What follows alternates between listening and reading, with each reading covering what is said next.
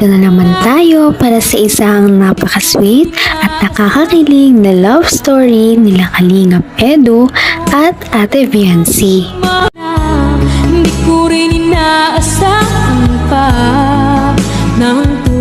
Sa pagpapatuloy ng kanilang love story, dumayo na naman ng Kalingap team sa bahay nila Viancy. Ngunit bago sila makarating ay nagtulong-tulong muna ang Kalingap team na buhatin ng isang napakalaking karton mula sa kanilang van. Siyempre, ang karton na ito ay para na naman kay Viancy at sa kanyang pamilya. Grabe talaga ang mga sponsors nila. Nagkataon naman na nagkita si Kalingap Rab at si Viancy sa simbahan dahil linggo noon at araw ng pagsamba. Napaka-pamilyar ng dress ni Viancy, no? Dahil ito ang binigay ni Kalingap Edu noong nakaraang vlog nila. Kung matatandaan natin ay napakamahal ng dress na ito. Ito ay nagkakahalagang 3,000 pesos ngunit binilhan pa rin siya ni Kalingap Edu noong nakaraan. Worth it naman ang pagbili ni Kalingap Edu dahil kitang-kita naman natin na napakaganda talaga ni Viancy. kapiling ka, ayoko na muling nag-iisa. Sa pagpunta ni Viancy at ng Kalingap team sa kanilang bahay ay nagulat talaga si Viancy noong makita niya kung sino ang naghahantay na tao sa kanilang gate. Walang iba kundi si Kalingap Edu, kaya naman pala namumula si Viancy at biglang umiti. Ang sweet naman ni Kalingap Edu dahil kahit napakaaga pa ay dinayo na niya si Viancy sa kanilang bahay. Hindi naman daw talaga niya original plan na pumunta kay Viancy, ngunit dumaan na lamang siya dahil galing daw siya sa kanyang pinag-i-scout. Kinilig na naman talaga si Viancy sa pagdating ni Kalingap Edu dahil ito ay napaka-unexpected. Kanina ka pa po dito? Ito lang. Naghihintay naman ako kahit anong oras eh. Kape po. Gusto niyo pong kape? Sige, konti lang. Para mas matagalan ako dito. Kanin ba? Meron kayo dyan? Kahit konti lang. Kanina pa ako dito, walang kain. Para na akong mahimatay. Nahihilo na Maluto ako. po ako. Grabe talaga ang chemistry nilang dalawa. Kung papansin din natin ay parang medyo nabawasan na ng kaunti ang hiya ni Viancy dahil nga pang ilang kita na rin nila ito. Pinatunayan na naman ni Viancy kung gaano siya kamaalaga at maasikaso sa kanyang mga bisita dahil pinainom muna niya ito ng tubig. Diyan ka na sa piling ko, okay saya. Kaya hindi na rin nakapagtataka kung maraming sumusubaybay at sumusuporta kay Viancy at sa kanyang love team dahil nga sa kanyang kagandahang asal. At dahil dito, kaya naman pala bumisita na naman ang Kalingap team sa kanilang bahay ay upang magbigay ng mga biyaya na galing sa kanyang sponsors. Tuwang-tuwa naman si Viancy at ang kanyang pamilya dahil napakarami ng kanyang matatanggap ngayon. Ito ay isang napakalaking balikbayan box. Dahil napakalaki ng box na ito ay tinulungan siya ni Kalingap Edu. Napaka-gentleman naman talaga ni Kalingap. Gusto ko lang sulitin ng oras. Makasama ka kahit konti lang. Konting sandali na lang. Siya nga pala. Gusto ko bang ipabili doon? Wala po. Kaya din pala dumalaw si Kalingap Edu kay Viancy dahil gusto niya lamang makita ang dalaga bago siya umalis papuntang Hong Kong. Napaka-humble talaga ni Viancy dahil kahit tanungin siya kung anong gusto niya pasalubong ay hindi man lang siya sumasagot ng kahit ano. Pagkatapos nito ay tuluyan na nga nilang binuksan ang balikbayan box kung ano nga ba ang mga laman nito dahil mukhang napakalaki at napakabigat. Grabe naman talaga ang pagmamahal ng mga supporters kay Viancy at sa Kalingap dahil napakalaki at napakadami pala ng laman ng balikbayan box. Ito pang ice cream. Ano na ito? Ito pang bukas ng dilata. Ang inggit, tikit. Huwag mag-alala. Makikitulog ako dito. Ito talaga. Alam mo, kung anong sa kanya, sa akin din. Ano? Awatin mo ako eh. Awatin mo! Awatin mo! Awatin mo! Swiss Swiss. Masarap to. Grabe talaga tapa kasi ang kasama ng Kalingap team dahil dito ay napapasaya nila si Viancy. Kaliwat ka ng pagbibiroan ng kanilang ginagawa habang nagbubukas sila ng balikbayan box. Tuwang-tuwa si Viancy at ang Kalingap dahil napakaraming laman ng balikbayan box.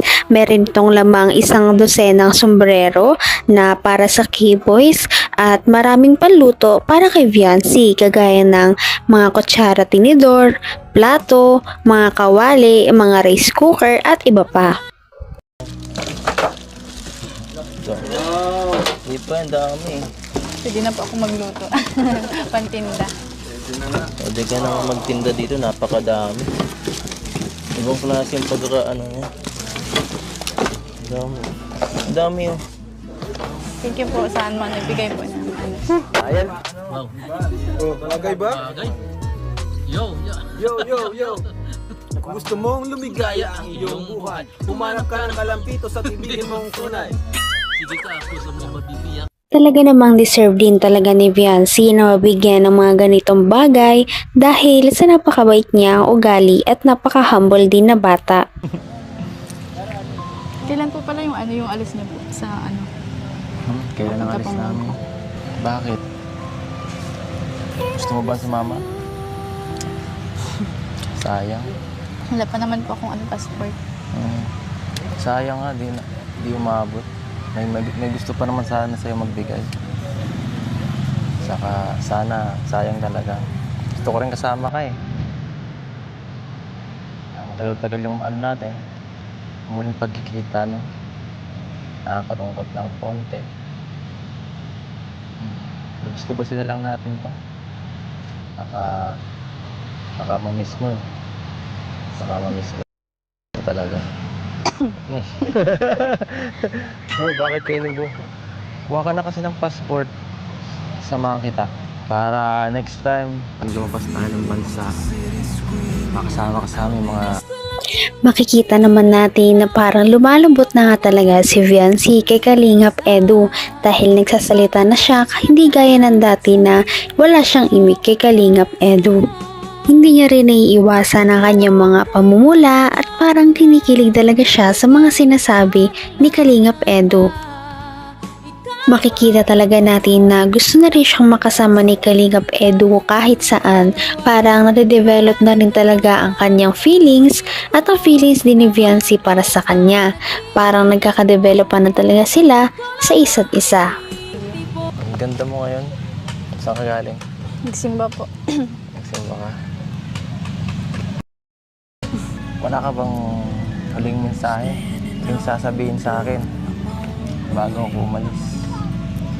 Mag-ingat po kayo dun. Ay, nako. Ayoko na yan. Diba naman? Mas sweet ng konti. Pangat mo. Hindi ko yung tatanggapin. Hindi ako maalis dito. Kung medyo iba naman, ng konti. Napakakuha mo naman yan eh. Message. Mag-message po kayo pag ano nandun na po kayo sa ano. Gusto mong i-update kita palagi?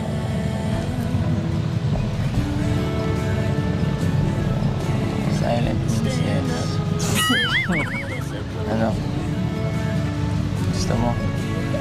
Gusto mo?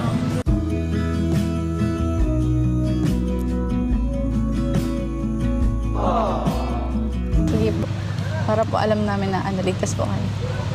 Grabe naman talaga ang kanilang mga sweet moments kaya naman kinikilig sa kanila ang mga viewers.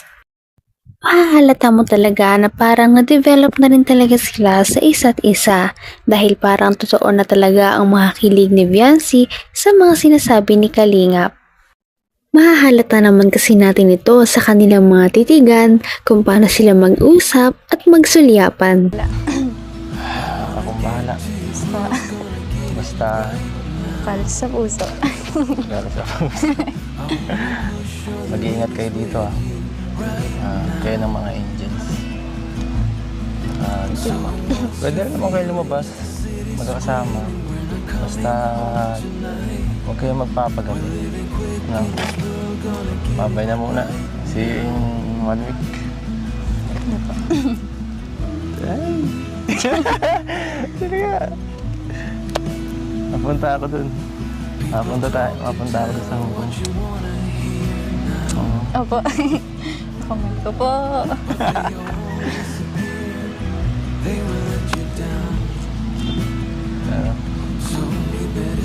Hindi mo ako mamimiss. Namimiss ko po kayong lahat. May pag-asa nga kaya si Kalingap Edu kay Viancy? Abot Yan ang ating naabangan sa mga susunod na video. Maraming salamat sa inyong panunood at pakikinig. Bye! ang